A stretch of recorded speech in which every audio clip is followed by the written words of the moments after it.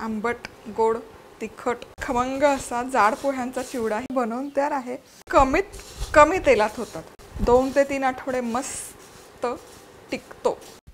नमस्कार, मधुराज रेसिपी मराठीमध्ये तुम्हा सर्वांचं खूप खूप खूप मनापासून स्वागत। आज आपण चिवडा कसा बनवायचा ते बघतोय। पातळ पोह्यांचा चिवडा, भाजक्याच्या पोह्यांचा चिवडा, नाशिकचा चिवडा, असे वेगवेगळे चिवड्यांचे प्रकार पाहिले आहेत। आता प्रत्येक वेळेला पातळ पोहे अवेलेबल, भाजके पोहे अवेलेबल असतील असं नाही आणि दिवाळीची वाट बघायची गरज आहे असंही नाही। तर घरामध्ये जाड पोह्यांचे कांदे पोह्याला जे पोहे वापरतो ते असतात, त्या पोह्यांचा चिवडा कसा बनवायचा तेही न तळता ते तुम्हाला दाखवते। तर हे पोहे घ्यायचे एका पॅन मध्ये आणि भाजून घ्यायचे, खरपूस असे भाजून घ्यायचे। हवं तर हे पोहे एका पेपरवर किंवा एका सुती फडक्यावर पसरवून उन्हामध्ये 2 दिवस कडकडीत सुकवले तर ही भाजायची पण स्टेप करायची गरज नाहीये। पण ही रेसिपी माझी बराच आधी शूट होते। आता इथे दणदणीत पाऊस चालू आहे, त्यामुळे हे आता उन्हामध्ये सुकवणं शक्य नाहीये। म्हणून मग आता तव्यामध्ये मी हे मस्त कुरकुरीत होईपर्यंत भाजून घेते, परतून घेते। अशाच मस्त चमचमीत आणि झणझणीत रेसिपीजसाठी मधुराज रेसिपी मराठीला सबस्क्राइब करा आणि त्याचबरोबर बेल आयकॉनवरही क्लिक करा।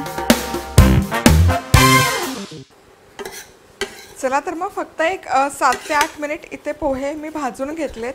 आता तव्यात नसतील भाजायचे, शॉर्टकट हवा असेल तर मायक्रोवेव्ह असेल तुमच्याकडे तर मायक्रोवेव्ह सेफ बोल घ्यायचा, त्यामध्ये हे पोहे घालायचे आणि हाय पॉवरवर 1-1 मिनिट मायक्रोवेव्ह करायचे। 1 मिनिट झाला की बाहेर काढायचे, पुन्हा मायक्रोवेव्हमध्ये टाकायचे, पुन्हा बाहेर काढायचे।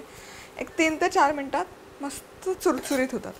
आता हे जे पोहे आहेत हे छान भाजले गेले की हे असे श्रिंक होतात, त्याचा आकार बदलतो, बारीक होतात आणि मस्त असे चुरचुरीत होतात।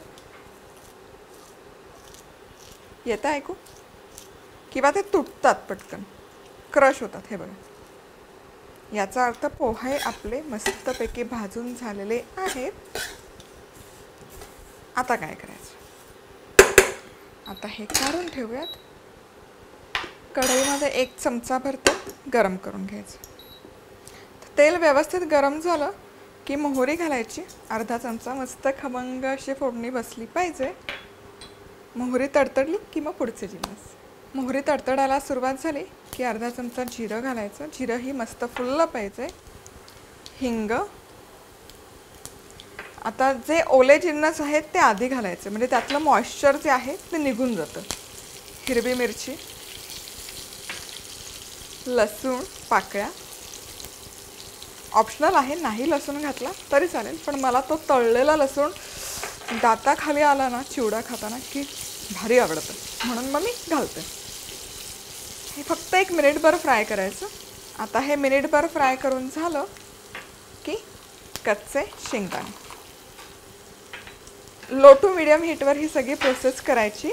आता मधुराज रेसिपीचे मसाले आहेत ते ॲमेझॉनवर आहेत, त्याचबरोबर तुम्ही व्हॉट्सॲपवरही ऑर्डर करू शकता, कारण बऱ्याच जणांना ऑनलाईन ऑर्डर करणं शक्य नाही होत।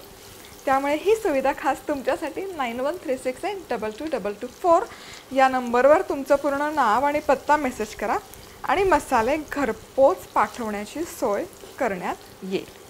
मधुराज रेसिपी मसाले कॉन्टेस्टमध्ये भाग घेण्यासाठी मसाले ॲमेझॉनवरून ऑर्डर करा। मसाले कसे ऑर्डर करायचे याची लिंक खाली डिस्क्रिप्शन बॉक्समध्ये दिली आहे। मसाले ऑर्डर केले की ऑर्डर नंबर madhurajrecipe@gmail.com वर कळवा आणि जिंका भरघोस बक्षिसं।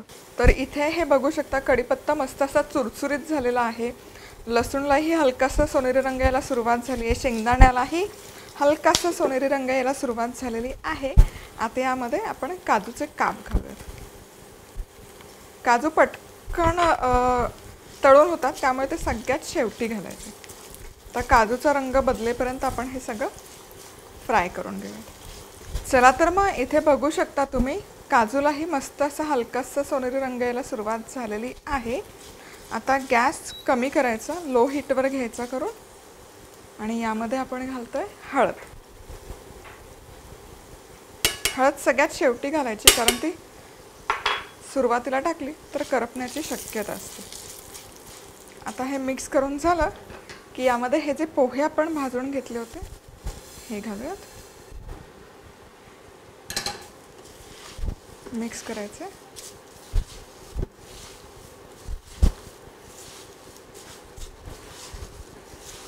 हे पोह्यांना मस्त असं कोटिंग आलं फोडणीचं की गॅस बंद करायचा. खूप मस्त दिसतात आणि कमी तेलात होतात. मस्त. आता यामध्ये सैंधव मीठ घालायचं चवीपुरतं. एक पाव चमचा खूप होतं. साधं मीठ चवीपुरतं आणि एक चमचाभर पिठी साखर.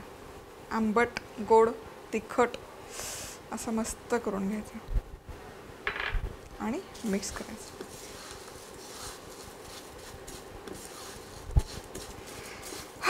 चला तर मग आपला मस्त खमंग असा जाड पोह्यांचा चिवडाही तयार आहे. कमी तेलात. जेमतेम 2 चमचे तेल मी वापरलं असेल इथे, त्यापेक्षा जास्त तेल नाही आहे. आणि थंड झाला, थंडगार की हवा बंद डब्यात ठेवायचा.